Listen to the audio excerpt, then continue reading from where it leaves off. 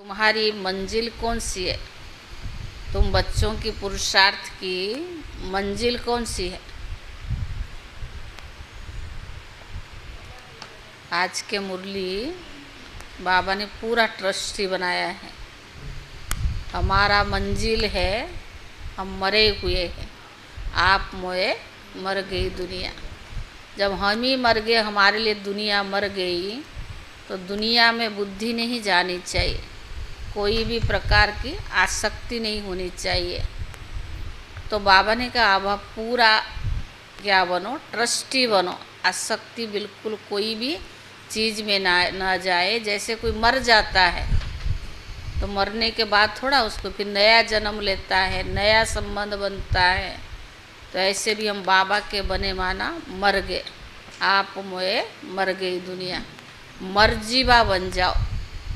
यही ब्राह्मण जीवन का लास्ट स्टेज है।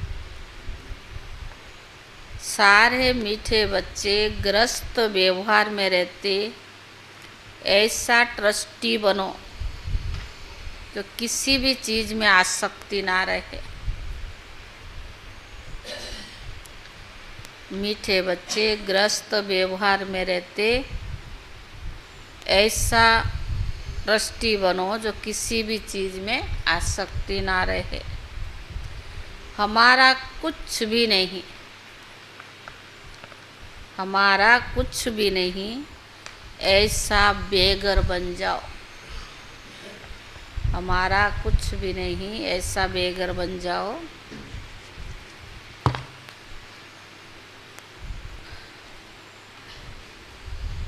प्रश्न है, तुम बच्चों के पुरुषार्थ की मंजिल कौन सी है? तुम बच्चों के पुरुषार्थ की मंजिल कौन सी है? उत्तर है, आप मरे, मर गई दुनिया। यही है तुम्हारी मंजिल। हकीकत तो यही है ना। शरीर से ममत्व टूट जाए,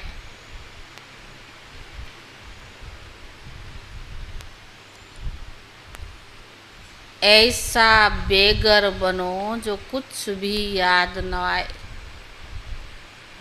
ऐसा बेगर बनो जो कुछ भी याद न आए।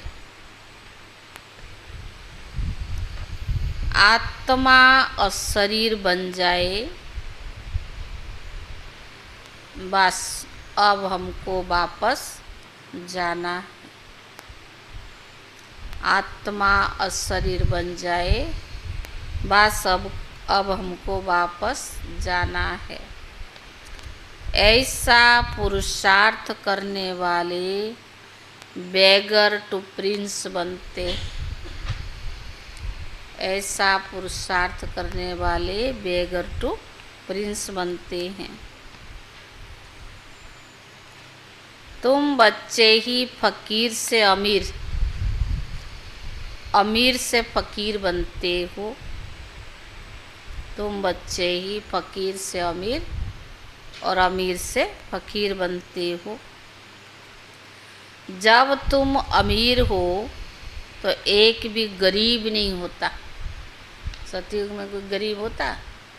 बाबा ने कहा जब तुम अमीर हो तो कोई एक भी गरीब नहीं होता। बाप बच्चों से पूछते हैं, आत्मा सुनती है या शरीर सुनता है? आत्मा ना, तो आत्मा सुनेंगी जरूर शरीर द्वारा। बच्चे लिखते भी ऐसे हैं, फलाने की आत्मा बाप दादा को याद करती है। फलाने की आत्मा आज फलानी जगह जाती है। ये जैसे कि आदत पड़ जाती है। हम आत्मा है, क्योंकि बच्चों को अब आत्म अभिमानी बनना है। जहाँ भी देखते हो, जानते हो आत्मा और शरीर में है, इनमें दो आत्माएं हैं। एक को आत्मा और एक को परमात्मा कहते हैं। परमात्मा खुद कहते हैं मैं इस शरीर में हूँ, जिसमें इनकी आत्मा की प्रवेश रहती है। मैं भी प्रवेश करता हूँ। शरीर बिगड़ तो आत्मा रह नहीं सकती है ना। अब बाप कहते तुम बच्चे भी अपने को आत्मा समझो। अपने को आत्मा समझेंगे तब बाप को याद करेंगे और पवित्र वन शांति धाम में जाएंगे।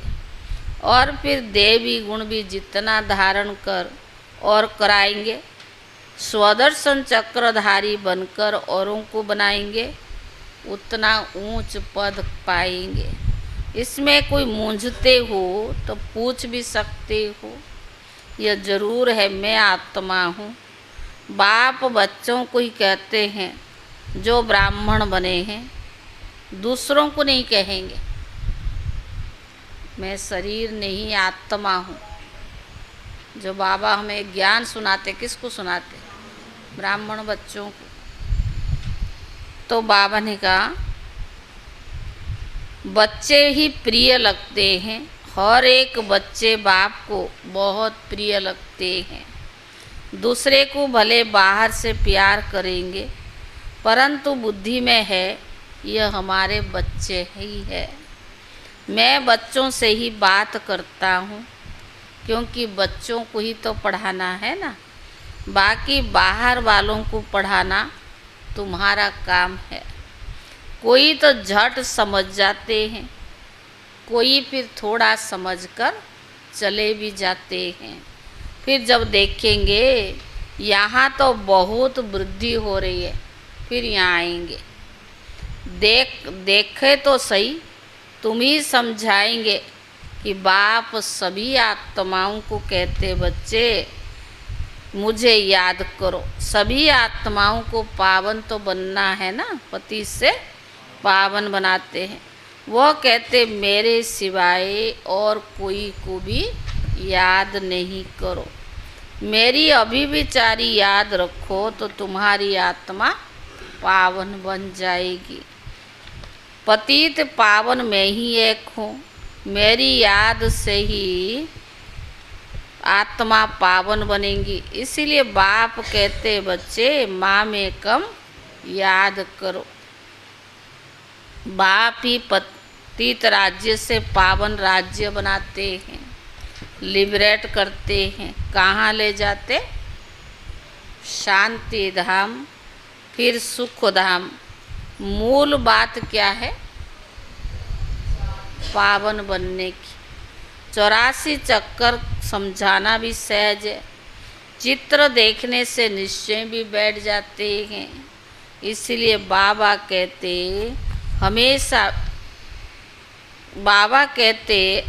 हमेशा कहते रहते म्यूजियम खोलो भमके से, तो मनुष्यों को भमका खींचेगा। बहुत आएंगे, तुम ही सुनाएंगे कि बाप की श्रीमत पर यह बन रही है। बाप कहते बच्चे माँ में कम याद करो और देवी गुण धारण करो। बेज तो जरूर साथ होना चाहिए। तुम जानते हो हम बेगर टू प्रिंस बनेंगे। पहले तो श्री कृष्ण बनेंगे ना। जब तक श्री कृष्ण ना बने तब तक श्री नारायण बन न सके। बच्चे से बड़ा हो तब नारायण नाम मिले। तो इसमें भी बाबा ने कहा इसमें भी दोनों चित्र है। तुम यह नहीं बनते हो, अभी तुम सब बेगर बने हुए हो। ये ब्रह्मा कुमार कुमारियाँ भी बेगर्स है, इनके पास कुछ भी नहीं है। बेगर अर्थात जिनके पास कुछ भी ना हो। कोई को हम बेगर नहीं कहेंगे। ये बाबा तो सबसे बड़ा बेगर है। इसमें पूरा बेगर बनना होता है। ग्रस्त व्यवहार में रहते भी, हाँ दृष्टि, ग्रस्त व्यवहार में रहते भी आसक्ति होकर आसक्ति तोड़नी है।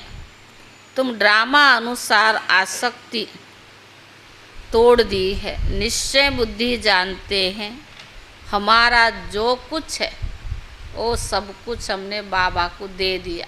पक्का निश्चय बुद्धि वाले बच्चे ही कहेंगे जो कुछ हमारा है वो सब कुछ बाबा को दे दिया। कहते भी है ना, हे भगवान आपने जो कुछ दिया वो आपका ही है, हमारा नहीं है। वह तो होता है भक्ति मार्ग में। उस समय तो बाबा दूर था ना, अब बाबा तो बहुत नज़दीक है, सामने उनका बनना होता है। तुम कहते हो बाबा, बाबा के शरीर को नहीं देखना है, बुद्धि चली जाती है ऊपर। किसको देखते? ब्रह्मा बाबा तो शरीरधारी है ना, शिव बाबा। भले ये लोन लिया हुआ शरीर है, परंतु तुम्हारी बुद्धि में है हम आत्मा शिव बाबा से बात करते हैं। यह तो किराए पर लिया हुआ रथ है। ब्रह्मा बाबा शिव बाबा का किराए पर लिया हुआ रथ है, उनका थोड़ी है। यह तो ज़रूर है जितना बड़ा आदमी होगा तो किराए भी तो उतना बहुत मिलेगा। हाँ, तो बाबा का तन लिया तो बाबा को भाड़ा भी तो देगा ना। मकान मालिक देखेगा, राजा मकान लेते हैं तो 1000 किराए का 4000 बोल देगा। हैं, आप ऐसे भी देखो, रिक्शा पर सब्जी लेने जाओ और गाड़ी पे जाओ, जो सामान सस्ता है ना वो मटका भी लेने जाते लोग, वो गाड़ी वाला ऐसे पैसे ज़्यादा ले लो। तो बाबा ने कहा नहीं, उन्हों को पैसे आदि की कोई परवाह नहीं रहती है, वह खुद कोई से बात नहीं करते हैं, प्राइवेट सेक्रेटरी से ही बात करते हैं। आजकल तो रिश्वत बिगर काम नहीं चलता है। बाबा तो बहुत अनुभवी है, वह लोग बड़े रायल होते हैं, चीज़ पसंद की बस। फिर सेक्रेटरी को कहेंगे इनका फैसला करके ले आओ। ऐसे माल खोल कर रखेंगे, महाराजा महारानी आएंगे, जो चीज़ पसंद होगी उन पर सिर्फ आँख से इशारा करेंगे। बाबा अनुभवी है ना, ब्रह्मा बाबा आते थे देखने के लिए जवार आदि। सेक्रेटरी बात कर बीच में अपना हिस्सा भी निकाल लेते हैं। कोई राजाएं साथ में पैसा ले आते, सेक्रेटरी को कहेंगे इनको इतना पैसा दे दो। बाबा तो सबके कनेक्शन में आए, जानते हैं कैसे कैसे उन्हों की एक्ट चलती है। जैसे राजाओं के पास खजांची रहते हैं, वैसे यहाँ भी शिव बाबा का खजांची है। कौन? ब्रह्मा। यह ट्रस्टी है बाबा का, इनमें कोई मोह नहीं है, इनमें तो अपने पैसे में भी मोह नहीं रखा। ब्रह्मा बाबा ने सब कुछ शिव बाबा को दे दिया, फिर शिव बाबा के धन में मोह कैसे रखेंगे? यह ट्रस्टी है ना, जिनके पास धन रहता है। आजकल तो गवर्नमेंट कितना जांच करती है, विलायत से आते हैं एकदम अच्छी रीति जांच करते हैं। अब तुम बच्चे जानते हो कैसे हमें बेगर बनना है, कुछ भी याद न आए। बेगर माना अपने देह भी याद न आए। आत्मा और शरीर बन जाए, इस शरीर को भी अपना ना समझे। बेगर माना इस शरीर को भी अपना ना समझे, हमारा कुछ भी ना रहे। बाबा समझाते अपने को आत्मा समझो, क्योंकि अभी तुमको वापस घर लौटना है। तुम जानते हो बेगर कैसे बनना होता है? शरीर से बिल्कुल ममत्व टूट जाए। पहले शरीर से इतना लगाव है, उसको ही सजाते, उसके पीछे ही लगे हुए, तो शरीरधारियों से कैसे लगाव टूटेगा? पहले बाबा ने आज पक्का कराया, अपने शरीर से ही लगाव खत्म करो। आप मोए मर गई दुनिया, तुम जानते हो बेघर कैसे बनना होता है। शरीर से भी ममत्व टूट जाए, यही तो बड़ी मंजिल है। समझते हो ना, बाबा ठीक कहते हैं, अब हमको वापस घर जाना है। शिव बाबा को तुम जो कुछ देते हो उसका फिर रिटर्न में दूसरे जन्म में तुम्हें मिल ही जाता है। इसलिए कहते ये सब कुछ ईश्वर ने ही दिया है। भक्ति में भी तो कहते थे देने वाला कौन है? ईश्वर ने दिया है।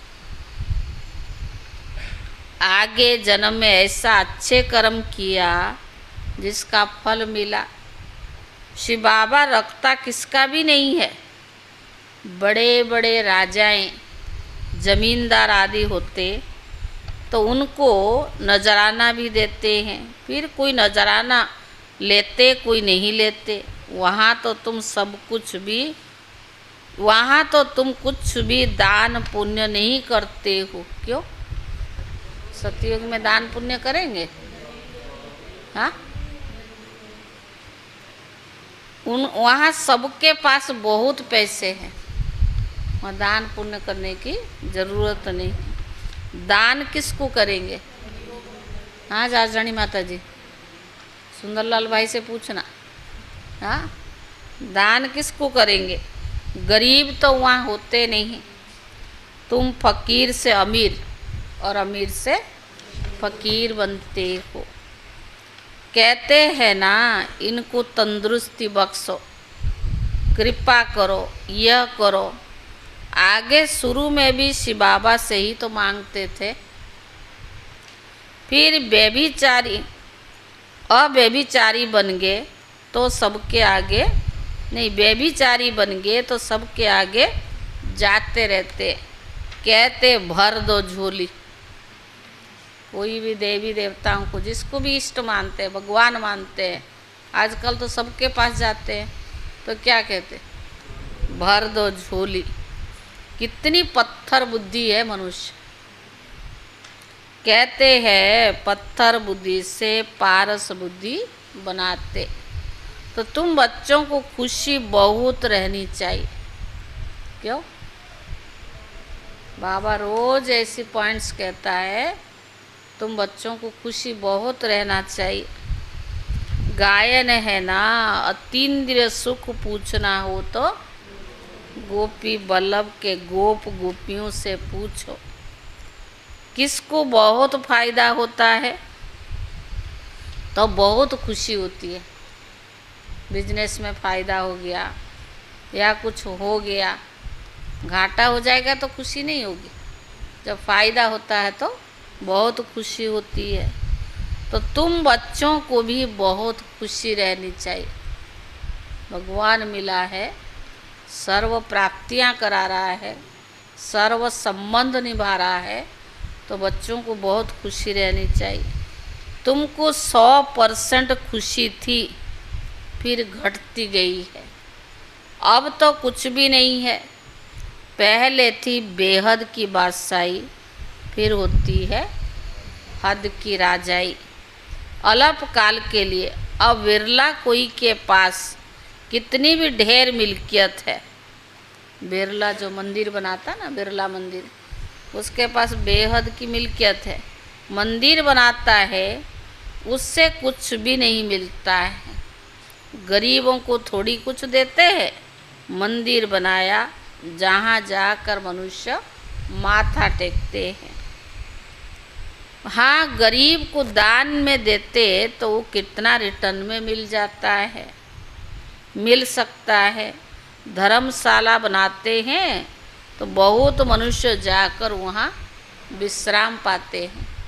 मंदिर बनाते तो माथा टेकने जाते, धर्मशाला बनाते तो विश्राम मिलता है। तो दूसरे जन्म में के लिए अल्पकाल के लिए सुख भी मिलता है। कोई हॉस्पिटल बनाता है तो भी अल्पकाल के लिए सुख मिलता है। एक जन्म के लिए। तो बेहद का बाप बैठ बच्चों को समझाते हैं।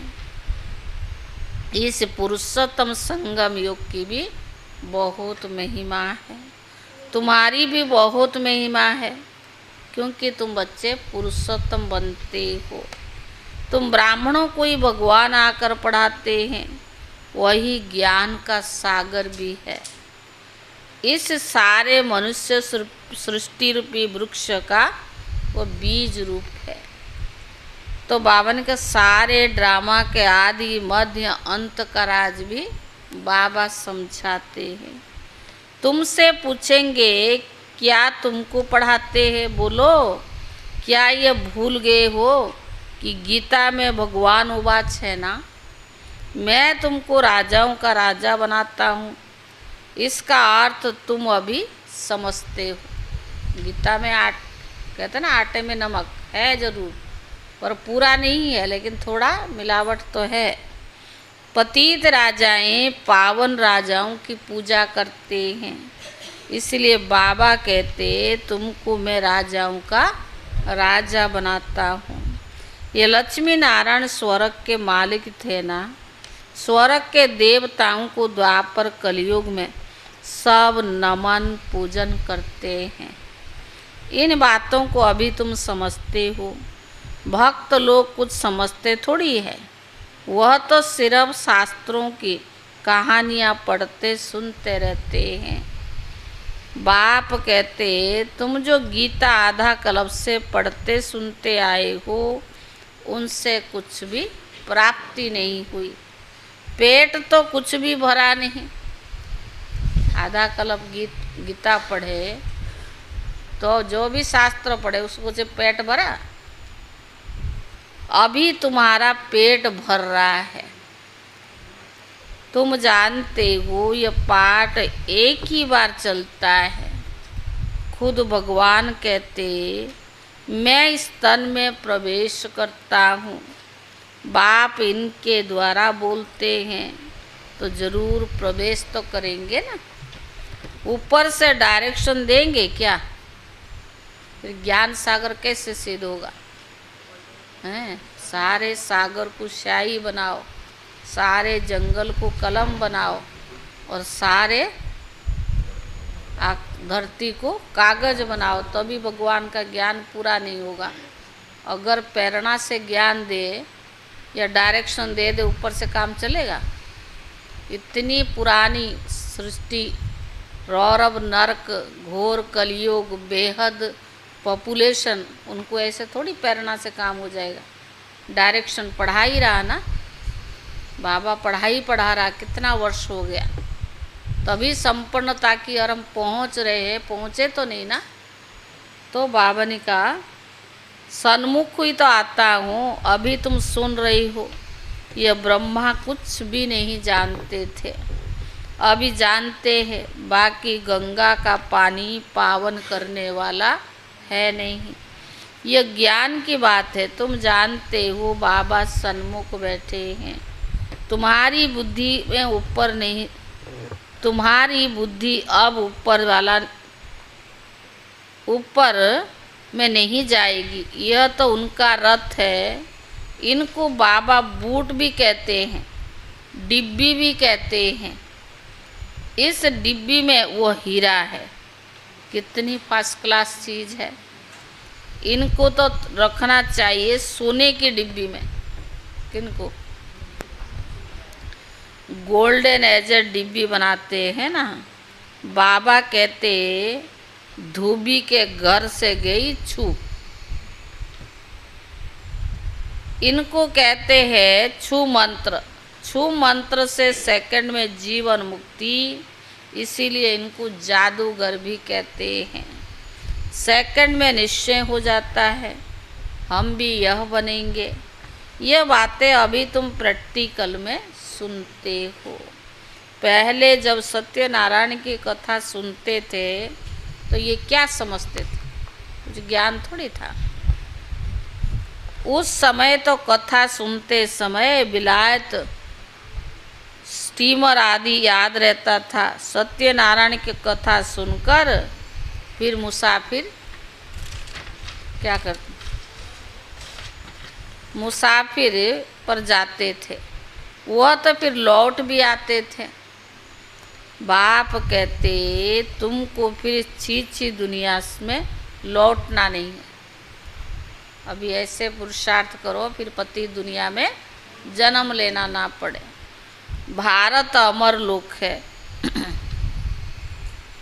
स्वर्ग देवी देवताओं का राज्य था। ये लक्ष्मी नारायण विश्व के मालिक थे। इनके राज्य में पवित्रता सुख शांति थी।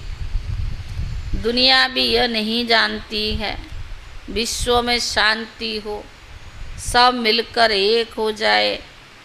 अब इतने सब धर्म मिलकर एक कैसे होंगे? हर एक के धर्म अलग अलग है, फीचर्स अलग अलग है, सब एक कैसे हो सकते हैं?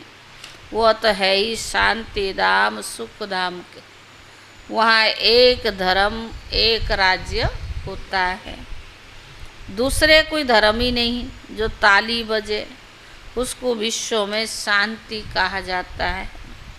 अभी तुम बच्चों को बाप पढ़ा रही है, वह भी जानते हो सब बच्चे एक रस नहीं पढ़ते हैं, नंबर वार तो होते ही है ना। यह भी राजधानी स्थापन हो रही है तो बच्चों को कितना समझदार बनाया जाता है। राजा रानी प्रजा दास दासी सब यहीं तैयार होते हैं ना, तो बाबा बच्चों को कितना समझदार बनाते हैं। यह ईश्वरीय यूनिवर्सिटी है, भले लोग समझते नहीं है, अनेक बार सुना भी है भगवान उवाच, क्योंकि गीता ही भारतवासियों का धर्म शास्त्र है। गीता की तो अपरम अपार महिमा है ना। सर्वशास्त्र शिरोमणि भगवत गीता है। शिरोमणि अर्थात श्रेष्ठ ते श्रेष्ठ पतित पावन सदगति दाता वही एक भगवान है जो सभी आत्माओं का बाप है। भारतवासी अर्थ को समझते नहीं, बेसमझी से कह देते सिर्फ हम भाई भाई, आत्मा भाई भाई ये थोड़ी समझे उनको, कह देते हम आपस से हिंदू चीन सब भाई भाई है। अभी तुमको बाबा ने समझाया हम सब भाई भाई हैं, हम शांति धाम के रहने वाले हैं। यहाँ पाठ बजाते बजाते हम बाप को भी भूल गए हैं, घर को भी भूल जाते हैं। जो बाप भारत को सारे विश्व का राज्य देते हैं उनको सब भूल जाते हैं। यह राज बाबा ही तो समझाते हैं। जो बाबा विश्व का मालिक बनाते, पति से पावन बनाते, ऐसे बाप को भूल जाते हैं। अच्छा मीठे मीठे सिखी ले दे बच्चों प्रति, माता पिता बाप दादा का याद प्यार और गुड मॉर्निंग। रूहानी बाप की रूहानी बच्चों को नमस्ते, और रूहानी बच्चों की तरफ से रूहानी बाप दादा को याद प्यार और नमस्ते। धारणा के लिए मुख्य सार, पहला 3 दिन सुख का अनुभव करने के लिए स्मृति रहे कि यह पुरुषोत्तम संगम युग है, जबकि हमें भगवान पढ़ाते हैं जिससे हम राजाओं का राजा बनेंगे। अभी ही हमें ड्रामा के आदि मध्य अंत का ज्ञान है, अभी भी हमें ड्रामा के आदि मध्य अंत का ज्ञान है। दूसरा है अब वापस घर जाना है। आज बाबा ने कहा क्या स्मृति रहे, अब वापस घर जाने का है। इसीलिए इस शरीर से भी पूरा बेगर बनना है। इससे भूल अपने को अशरीर आत्मा समझना है। इससे भूल अपने को अशरीर आत्मा समझना है। वरदान, सदा संतुष्ट रहे, अपनी दृष्टि वृत्ति कृति द्वारा संतुष्टता की अनुभूति कराने वाले संतुष्ट मणि भव। सदा संतुष्ट रहे, अपनी दृष्टि वृत्ति कृति द्वारा संतुष्टता की अनुभूति कराने वाले संतुष्ट मणि भव।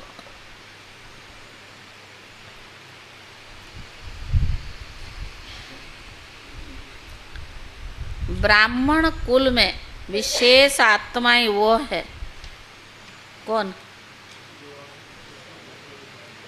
जो सदा संतुष्टता की विशेषता द्वारा स्वयं भी संतुष्ट रहती है और अपनी दृष्टि वृत्ति कृति द्वारा औरों को भी संतुष्टता की अनुभूति कराती है।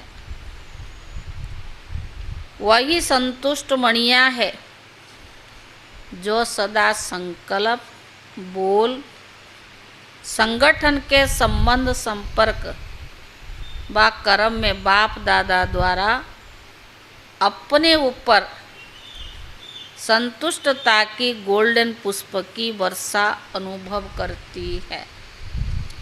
ऐसे संतुष्ट मणियाँ ही बाप दादा के गले का हार बनती है, राज्य अधिकारी बनती है और भक्तों के सिमरण की माला भी बनती है।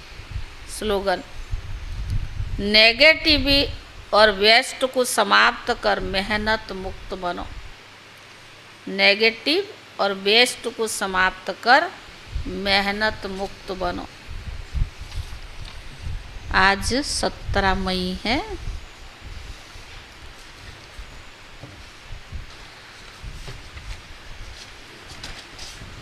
आज का अव्यक्त इशारा है, बाप दादा आप खुश नसीब बच्चों की रोज माला सिमरते हैं। कितने भाग्यशाली हम सभी, भगवान हमारी माला सिमरण करते हैं। विजय माला के मन के बनना कोई बड़ी बात नहीं है, लेकिन बाप के सिमरने के मन के बनना यही खुश नसीब है। सुना? क्या सुना?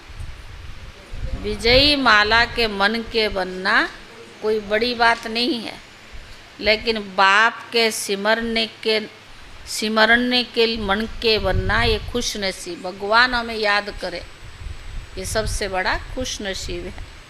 जैसे बाप दादा सदा बड़ा दिल वाले, बेहद के दिल वाले, ऐसे आप बच्चे भी बेहद की दिल, फराक दिल, दातापन की दिल रखने वाले, सदा दिल खुशी से जहान खुश रखने वाले खुश नसीब। ओम शांति।